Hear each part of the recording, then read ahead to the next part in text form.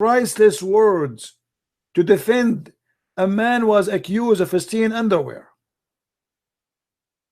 That's amazing. How a woman she can agree that a man he can beat her as if she is a goat unless she is mentally ill. This is your Quran. Let us see what Islam says about you women who is a Muslim. Chapter 4 verse number 34. Christian Prince, you are lying. Christian Prince, I show in the screen everything I say. Prove me wrong. And this is your books and those your websites. You are lying. Christian Prince, I'm going to hit you with my bra.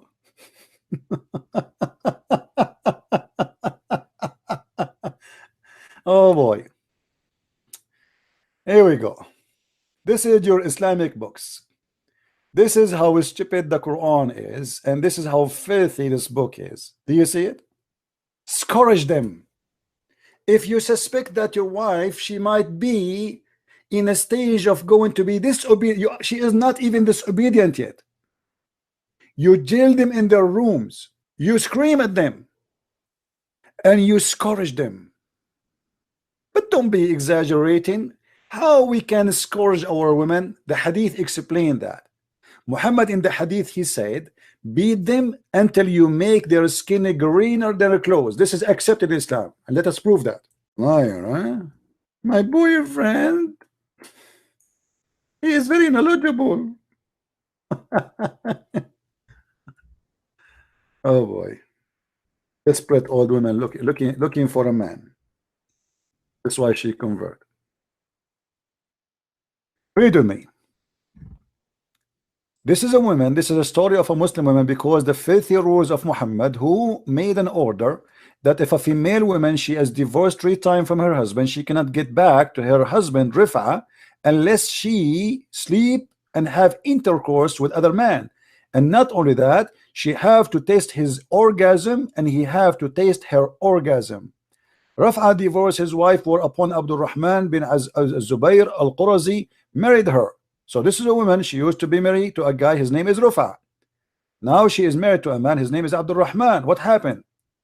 Aisha said that a lady came wearing a green veil and complained to her of her husband, and showed her a green spot in her skin caused by beating.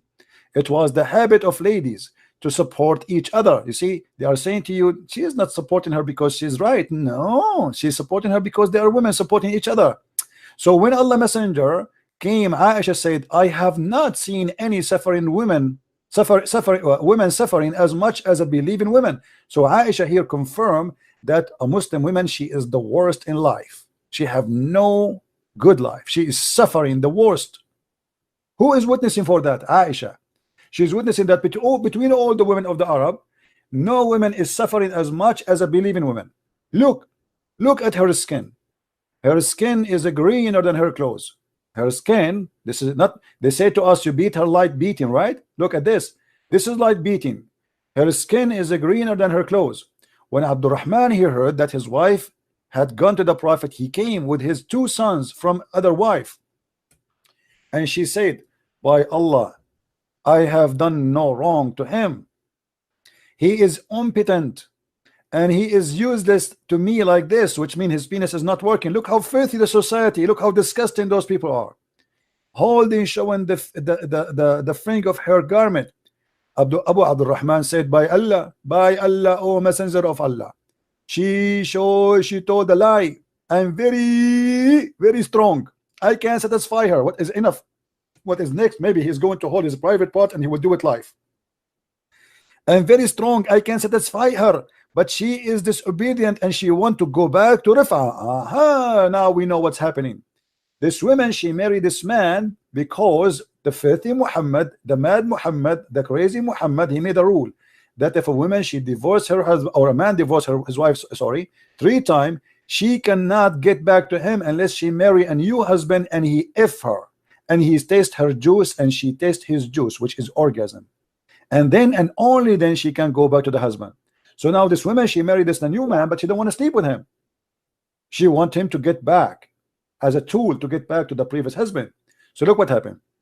Allah Messenger said to her, if that is your intention, then no, that it's unlawful for you to remarry Raf'a unless Abdul Rahman he tastes your juice. You see in the translation they say until he has sexual relationship. What kind of religion making a rule that a woman she cannot go back to her husband unless she goes sleep with the new man, and that man he have to test her orgasm and she have to test his orgasm حتى يذوق عسيلتك until he tastes your orgasm. This is a prophet of God. And not only that, the man he did beat the hell of his wife, and then Muhammad he sponsor him by beating your wife. It's lawful for you. Did Muhammad say why you beat your wife? No, he was against the women, and he judged for the man that he's right. He said to her, if this is your attention, you should know it's not lawful for you. And as you see, Muhammad is taking the side of the man perfectly. So we beat the women, we make her skin greener than her clothes, and yet they say to me, you are lying. Where is my lies? I'm showing you everything I say, and this is the reference. Prove me wrong. Why you don't put the information in context? Sarah, she is saying that. Okay, Sarah. Let's see what Sarah was saying. Of his wife, and then Muhammad he sponsored it. Hello? Yes, Sarah, you said I am not putting things in context. What does that mean? Everything has a context. Like okay, what is the context that I can beat my wife until I make her skin greener than her clothes, and then I say that you have to sleep with a new husband so you can go back to the old husband? Go ahead.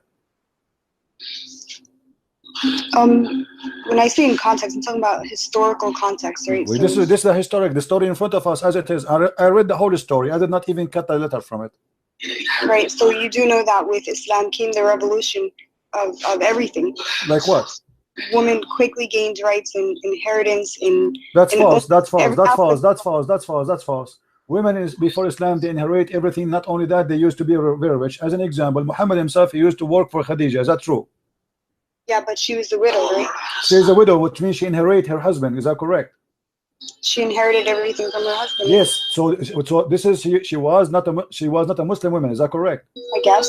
Okay. So women they have their right, and not only that, she was the boss of Muhammad. Is that correct? Right. Okay. So she have right, and she is a businesswoman. She have an inheritance. She is independent. She is the boss. What is next?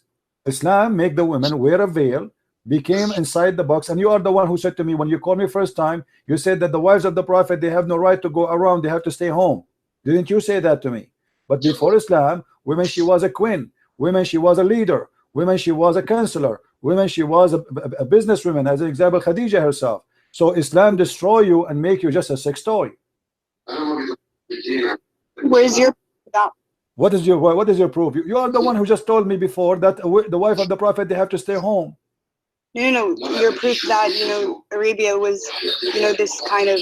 What do you mean? You never heard of the queens in Arabia and other country around? Who is Cleopatra? Who is Zenobia? Who is Khadija? Isn't it Khadija? She was a businesswoman before Islam. What's wrong with you? Who is Qurfa?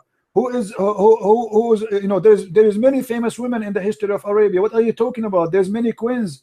So those are women, even the Quran speak about Sulaiman flying all the way from Jerusalem over the flying carpet to see the Queen of Sheba. The Queen of Sheba, not the King of Sheba. So after Islam, where is the Queen of Sheba? What happened to Yemen? Since when the last time Yemen have a queen? Isn't it your prophet, he said that a woman she lead her nation, they will never be successful? Which means it's forbidden for women to be a leader in Islam? Okay, so what I'm talking about is from a legal perspective, right? So legal, yeah. You said to me that Islam gave the women a right. Islam took all the right from women. Islam made the women a sex toy. As you see here, Muhammad is forcing the women to sleep with the man. She don't want him. Obviously, this is rape. The women, she don't want to sleep with the man. The man is beating her to force her to sleep with him. Muhammad, he took the side of the man over the women, and he is forcing her to sleep with the man. Where's the right? Yeah, but you're talking about hadith, right? So what I'm saying doesn't matter. Hadith is your prophet words. All right, so what I'm saying, from my knowledge, right? I know that Arabia was very oppressive to women. So women would. That's a lie, my friend. That's a lie. That's a lie. Here we go. Look at the Arab Christians. Are they oppressed to women? We don't have Islam. We don't believe in Islam. Are we oppressed to women? That's a big fat lie. If the Arab are oppressed to women, we are Arab Christians. Show me how the Arab Christian they oppress their wives. Okay, so does the Bible, in the Bible, does it have any inheritance laws for women? Sure, the women she inherit. Yes, the women she inherit in the Bible. In Islam, the women in Islam, women one man equal to two women, correct? No. So in Islam, the woman is equal to two. The man is equal to two women, even in the witnessing in the court. Is that correct? No. What do you mean no? It's not correct. Oh boy. So women and men are equal in goodness in front of God's, in front of Allah's eyes. They are equal. However, men are given daraja, meaning that they have a step above women. Lady, I don't know what's wrong. What's I don't know what are you talking about. Here we go. Let us see. Let us see. You said no, right? You said women they don't have right as the men. Let us see. All right. Let us go to the Quran and see what the Quran says about women. You said it's not true that women she don't inherit equal to the man. I don't know what kind of Islam you are learning, but obviously you have nothing, you know, you have no idea what are you talking about. If we go in the Quran, we will find the following. Chapter 4, verse number 11. Do you see the verse? Yeah. Okay. Does it say that one male is equal to two females? In terms of inheritance, yeah. So why you said no? For the male, what is equal to the share of two females? But if there are only daughters, two or more. Yes, the women in that century. But you said no. But you said no. You said no. You said no. I told you that the one man he inherit equal to two women. You said no. This is from an economical perspective, right? What economical perspective? This is how it is. This is inheritance is about economy, is about money, is about property. What are you talking about? Same time, the Quran here he said a stupid thing. It says if two females, you know, if one man is equal to two females. All right. Now, and he's talking about two females. If male is you know equal to two females, and then he says to you, let me show you in Arabic so you can get a better understanding. It says فإن كن نساء فوق اثنتين فلهن ثلث ما ترك. If they are more than two, they have the third of what the parent left. I mean, this is crazy. Because this is impossible. Mathematically, this is impossible. I will give you an example. If I have $1,000, if I have $1,000 and I have one male and 5 females, how we can divide the $1,000 between the one male and 2 female and 5 females? Okay, so what I'm saying, right, when you're putting things into context, you should mention, you know, how Arabia was. How Arabia was? You said to me that, you see, you swallow your word. A second ago you said to me this is not true, and now it's true. Same time, as you see, the woman she is not allowed to be equal inheritance to the man, but before the woman she can. And now not only that, the woman she is not allowed to witness in the court. She can witness only in the case of writing. Is that correct? Is this in the Quran? This is in the Quran, yeah. All right, so from my knowledge, right? So why the woman she cannot witness in the court in the case of murder? You tell me why.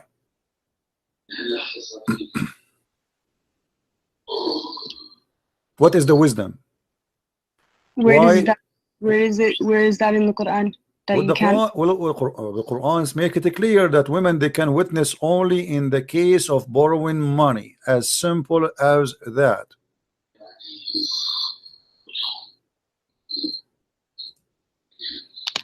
And the funny, you know, the Muslim they say to me, I never heard this before. They, you know, each time I say something to them, they told me I never heard this before. يا أيها الذين آمنوا إذا تداينتم بدين إلى أجل مسمى فاكتبوه ليكتب بينكم etc. And it says here, go down. فإن لم يكن رجلين فرجل وامرأتان مما ترتضون. Read it. Only in the case of money borrowing, a woman, she can be a witness, and 2 women equal to 1 man. As simple as that. Okay, so when we're looking at it from that society's perspective, it was a You keep huge saying it from that society perspective. Why so- women, she cannot be a witness in the court? Can I Why finish? only in the case of money only? What if a woman, she saw a crime? What if 1 million women, they saw a man murdering a man? Why we cannot give them the right to be witnesses? Can I finish? Go ahead. Okay, so from in that era, this was considered like a feminist revolution. Women were legally allowed to inherit property. They got rights that they did not have. Women, they were allowed to inherit full legally before Islam. Islam make it partially inheritance, not fully. Okay, so where is the revolution here? I'm talking about Arabia. Okay. I'm talking about Arabia too. Isn't it, Khadija? You are the one who just said to me that Khadija, she inherited the full money of her husband's. Okay, so then tell me what government did they have? Just go. You know, unbelievable. And people, they say to me, you have no patience.